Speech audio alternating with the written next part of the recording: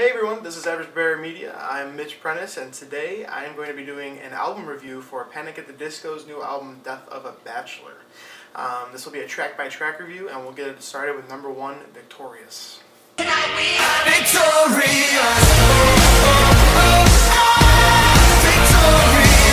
Victorious was one of the first singles he released off this album, and it really kind of piqued my interest because I really did not like his last album at all. And I hate being able to say his album because it's a matter of fact nowadays that Brendan is pretty much the only member of the band that matters, and I hate that. But we'll put those thoughts aside and just look at the music right now. Victorious is, as I said, one of the first singles that came out on this album, and I thought it was kind of just an okay song. Definitely catchy, which is a recurring theme a lot in this album. There isn't a lot of substance to it, but it kind of hits hard and the chorus is nice. The chanting bits are a little bit strange for me, but overall it's a pretty decent song.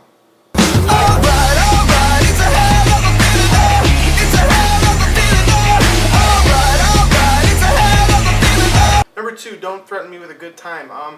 This one actually really annoys me. I don't like this song much at all. I got really annoyed with just some of the cliche kind of choruses where he's kind of saying all those different kind of drugs and alcohol and smokes and all those different things that he can do, and don't threaten me with a good time. It just seemed very cocky to me, and it's something that I really don't appreciate in the new Panic! At the Disco music. I really miss when they used to write lyrics that were heartfelt and meant something instead of just being like party boomers and all that fun stuff.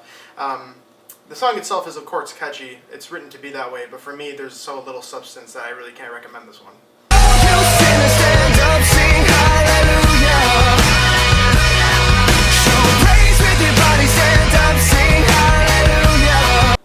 Number 3 is Hallelujah.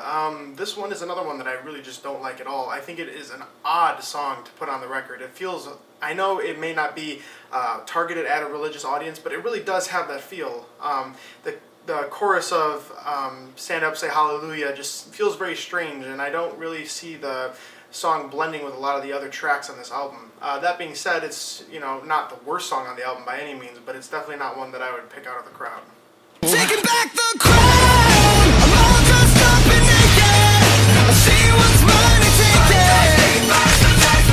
it. Number 4 is Emperor's New Clothes. This is actually probably my favorite track in the whole album. I absolutely think that the creepy vibe and the just like completely chaotic atmosphere of the song is beautiful, and it just sounds so great. This really, to me, is Panic! At the Disco back in their like original form of just kind of like strange melodies and choruses that actually are good and mean something. Paired alongside the music video, which I don't put in my reviews a lot, the music video for this is absolutely fantastic. I really recommend you go and watch that, but this is one of those tracks that really, to me, really looks at Panic! At the Disco for what they used to be, and is just a really nice song.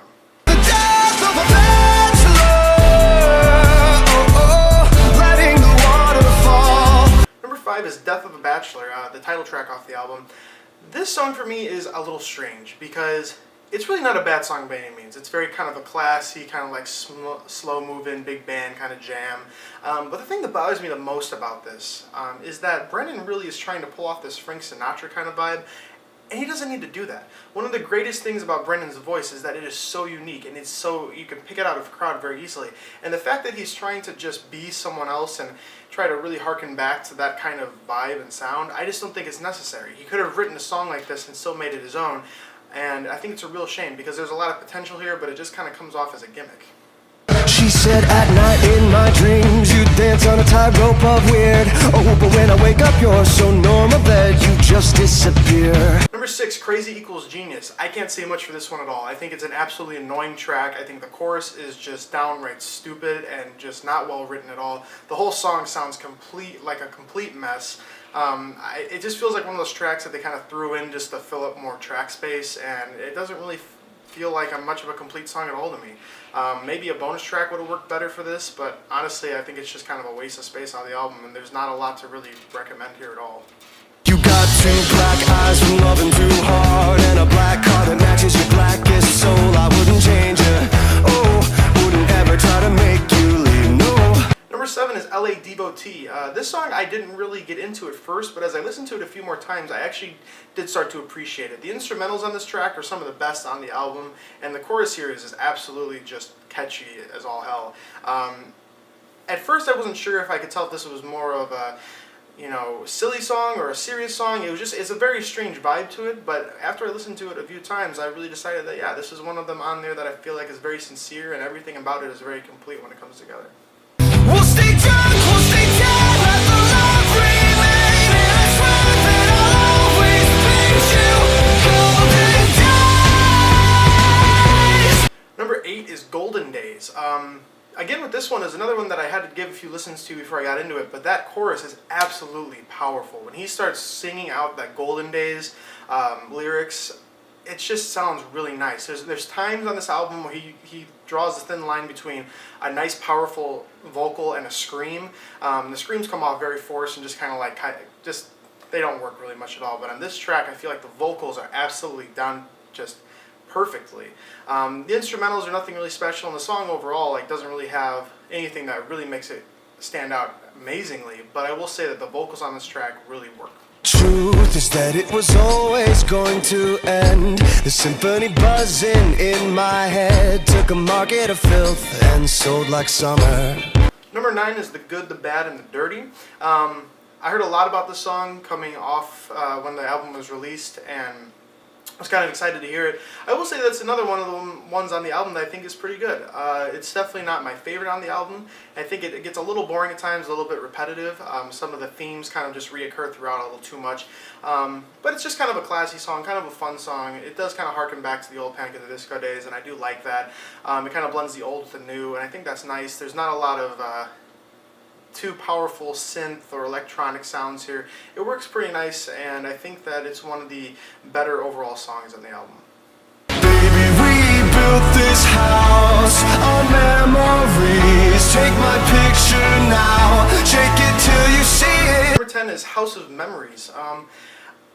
I think this is a pretty decent song.